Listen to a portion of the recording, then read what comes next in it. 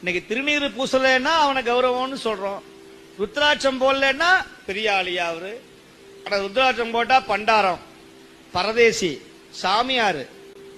உலகத்திலேயே உயர்ந்த பதவி எது தெரியுமா? நெற்றியிலே திருநீரும் மார்பிலே ருத்ராட்சமும் நம்முடைய சிகையிலே சடையும் வைத்திருந்து சிவனை வழிபடுகிற அந்த பதவியை தவிர உலகத்துல ஒரு பெரிய பதவி எதுவுமே கிடையாது. இதை சொன்னவர் மூர்த்தி நாயனார். மூர்த்தி நாயனார் மதுரையில யானை மாலை போட்டு அவருக்கு பதவி கொடுத்தது.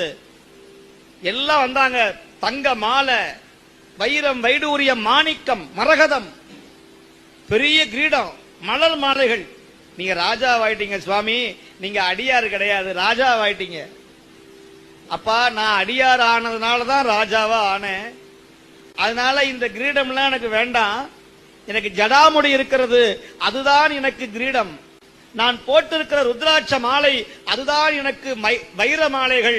நான் பூசியிருக்கிற திருநீரே எனக்கு சந்தனம் போன்று மகிழ்ச்சியாக இருக்கிறது.